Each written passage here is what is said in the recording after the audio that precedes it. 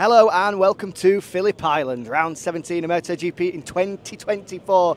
And you join us after an explosive MotoGP qualifying session that resulted in this man taking his 7th pole of the year, a 3rd in a row here at the island, 2022, 2023 and 2024. Pole position sitter here at the Australian Grand Prix, Jorge Martin, who is getting mobbed by the fans and is trying to get into his office to relax ahead of a big sprint coming up, where Martin will be hoping to try and turn around the misfortune of 12 months ago. He didn't have the opportunity, of course, to go racing in the sprint in 2023 with our reverse schedule, but he will do this afternoon, where, without doubt, that man is a huge, huge favourite. Can Marc Marquez, who managed with his final lap to go second, stop him, potentially disrupt his rhythm early on? Or will we see a bit of a surprise in the form of Maverick Vinales, who completed our front row? But frustration for these guys here. Hello guys, how are you? I'm going to take a wild guess that you are Pedro Acosta fans. Yes, we are. And I imagine you are frustrated Pedro Acosta fans. It didn't go his way then, did it? It's a bit disappointing. We were saying before, maybe he just needs his shark friends and it'll all be good. But oh, he was so close. He's done so well. He is. I think he can. 15th on the grid, not ideal, but it's Pedro. We could be his grid girls. Yeah, we can hold we're available for Umbrella Girls if he needs us. Okay, stay here. Let me put that question to him. He's over in this direction. What's your names, by the way? Veronica. Veronica. Renee. Renee. Nice to meet you both. Let's see what we can do. Can we get these guys on the grid later? Let's see. Veronica and Renee. Looking good, by the way. I'm loving the style. As you see, Veronica and Renee, they're giving their support to the Shark, who, of course, you might be able to have seen on social media or in qualifying this morning. He's sporting, for me, the best special helmet of the year so far. He's got the mullet look. He's rocking the mullet. He's gone full Australian style. And I have to say, he looks spectacular.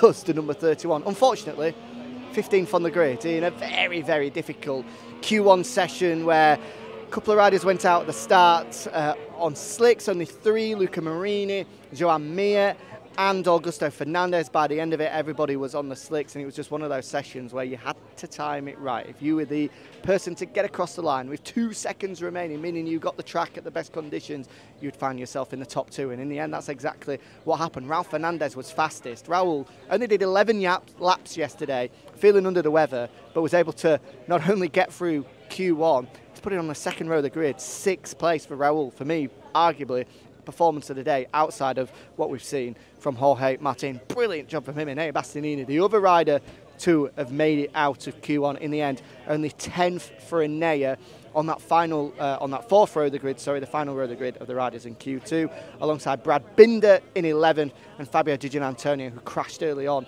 at turn 1. Fast place to go down. Still waiting for an update on Didier, who of course has only got 2 more rounds left before he takes a break of absence, misses the final 2 rounds for surgery on that left shoulder. So hopefully he hasn't aggravated too much with that one. As a result, why don't we go and see if we can find out exactly what is the latest with Didier, because I'm sure you, like me, are rather concerned with the likeable Italian. A fast place to go down, so fingers crossed he is okay. As we walk back up in the direction, I'm going to tell you about the second row of the grid, which will be fronted by Didier's teammate in the form of Marco Bezzecchi. 4th for him, showcasing the fact that here this weekend it looks as though that advantage we've seen certainly for the past 3 or 4 months that the GP24 has over the GP23 is negated ever so slightly. Marc Marquez in 2nd, Marco Bezzecchi in 4th. So good job by Bez, and a bit of a head scratcher for the world champion Pecco Bagnaia as well. 5th for him, 1.1 seconds. That is a huge difference between himself and the eventual pole man, his world championship rival, of course, Jorge Martin. In fact, now let's go this way, shall we? I know it's not the most beautiful of views, but we can sneak through in this direction. And actually see a certain Alex Marquez, who has a big smile on his face. I wonder why that is. Has someone been pulling a few jokes? You can see he's chuckling away at the moment, laughing with all kinds of people. I'm just wondering why that is. Why don't we ask him and find out? Alex, hello, how are you? Hope you're good. Yes, I see you smiling. What's making you laugh? I mean, because that guy is a cousin of one friend. Ah, so, okay. you know, you are in Australia, in Phillip Island, and you see people from Spain and that, and I was laughing for that. Okay, how was qualifying? Not really good, but third row, so we'll try to make a good stand and to be there. Good luck. Thank you. There we go. Good to catch up with Alex, who chuckling at the fact. Well, I think I understand that correct. That some of his friends are here from Spain, and seeing them in Australia just slightly discombobulates you. So fair enough. I can understand where he's coming from with that one. And Matt Marquez, I imagine, hasn't appeared out of his box just yet, given the throng of fans that are currently making their presence known outside the Gresini Ducati box. Second for Mark, of course, fastest yesterday as well, and you get the impression that right now, at this current moment, he's the only man you feel that can stop Jorge Martin. In the sprint for sure. Tomorrow's race will be different. Here around Phillip Island, regardless of how strong you are, the first half a race, the first 2/3 of the race is just all about managing, all about making sure that you've still got something left when you get into the closing stages. So despite Martin feeling that he potentially has a pace advantage, will he learn his lessons of last year? Of course, rolled the dice and it backfired in spectacular style last year when he opted for the softer option rear tyre, tried to just go out and blitz everybody, and of course that soft rear tyre was absolutely finished by the final 3 laps, which allowed everyone to catch up and eventually beat him. Will he play different tactics this time around? I would imagine he will. Surely he will learn his lessons of 12 months ago, but that's what's going to make tomorrow's race fascinating, and one that you definitely don't want to miss.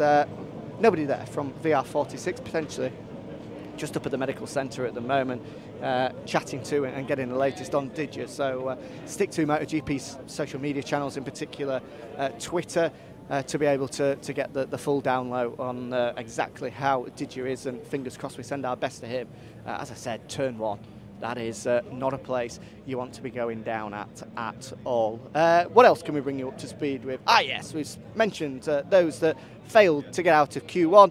Most notably, we mentioned Pedro Acosta. The other one was a certain, was that Didi whistling at me? I don't know if it was or it wasn't. Who was whistling there? Was the home hero, Jack Miller. Unfortunately, 16th on the grid. What frustration that is for the Australian. And talk about bad luck on his first flying lap. He started on the wets, came in, switched across to the slick tyres. On his first flying lap, of all things, he hit a hare. He hit a bit of wildlife. He got stuck on the left-hand side of the bike, ripped off. Eventually, once the hare, the rabbit, was sort of, well, didn't wiggle itself free because it was brown bread, but eventually sort of was removed from the side of the bike. It had ripped off some of the aero.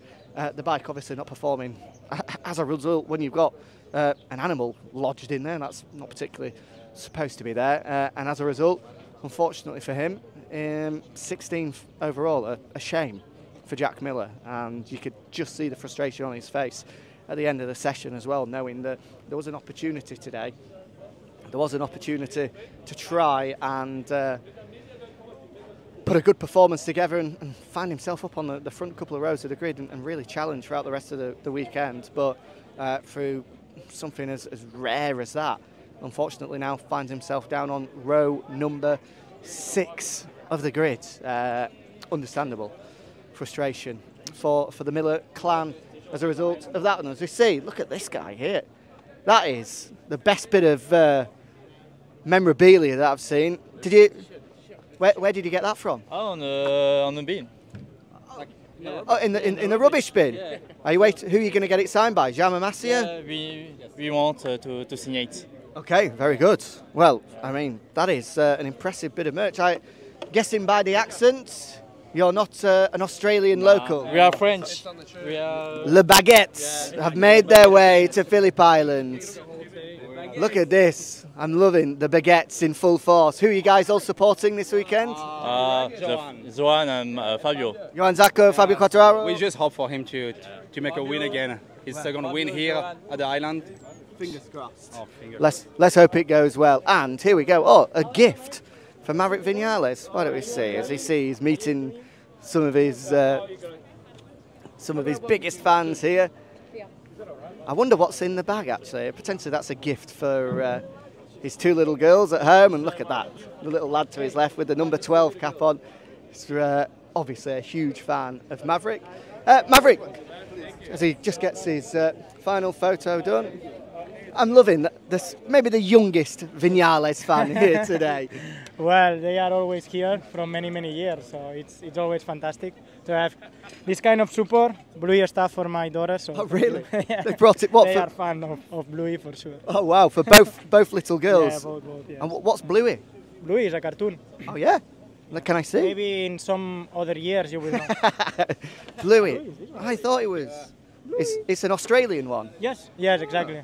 And But in Spain is very famous. Oh, really? Okay, well, there we go. Well, good gifts and good job on the qualifying lap. Thank you guys. There we go. Maverick now with some gifts for his girls. Okay, 3 years. Okay, so, okay, maybe 3 or 4. Let's see. Maverick already planning out the rest of my life of when I'm going to be having children and getting some Bluey cartoons for them as well. But at least I know the man to go to now for any parental advice on what cartoons they need to watch. Thank you for that, Maverick. I appreciate it. So, there we go. Phillip Island, what a place. This morning it was absolutely miserable here. I had my woolly hat on, I had 4 coats zipped up. I'm now getting quite warm. It is typical that we have 4 seasons in a day here, and we've certainly enjoyed winter, spring, maybe a little bit of autumn. I'm glad to report, at long last, a little bit of summertime has finally been sprinkled upon us here in Australia as we get ready for what is going to be pretty fascinating sprint coming up in a few hours' time. I'm prolonging out this closing speech just in case someone is to jump out and give us an opportunity to grab a further words, or whether we can see some of the many local heroes that we have in attendance here, whether they are on track or off track. I've seen Mick Doohan is in attendance, Chad Reed, of course, a multiple Supercross champion. I actually saw him about 5 minutes ago, and then just as we went live, he ran off, which is a shame because I would have loved to have got the thoughts of him. He's a massive, massive MotoGP fan, but maybe I'll be able to grab him on the grid later, which is a good reminder that if you enjoy this type of stuff, then I'm live ahead of both the sprint and the Grand Prix on a Saturday and a Sunday, exclusively on Instagram. So give us a follow on Instagram, and you can enjoy our grid walks as we see this sign. Oh, happy birthday! Thank you, thank you. How old are you today? 22. Today? Yeah. Oh wow, well so far so good for Jorge. Yeah, I hope. Oh, pole position, so next sprint race, and should be good. Good birthday. Yeah, happy birthday. What's your name, sir? Toe. Toey? Yeah. Nice to meet you. Me too. Where are you from? Me, I'm from the UK. Where are you from? I'm France. France, okay. Yeah. Live in Australia? Yeah, since 1 year now. Wow, and why Jorge? Why not Fabio or Johan? Oh, Fabio too. Ah, okay, I should have guessed. French. Oh yeah, translate please. Fabio, even if you're slow, I love you. I like it, I like it. Good work, nice to meet you. Thank you. And happy birthday. Thank you. There we go. Bon anniversaire. Yeah. There we go, you see, I got there. My French is improving. Right, before we say goodbye, yes. No, let's not actually. We'll leave it on a positive note and on Tuo's magnificent French sign, which, a little bit tongue-in-cheek, dear Fabio, even though you're slow, I still love you. We still love you as well, Fabio, as well. Thank you, nice to meet you. Right, there we go. We've walked up and down, I've got my steps in.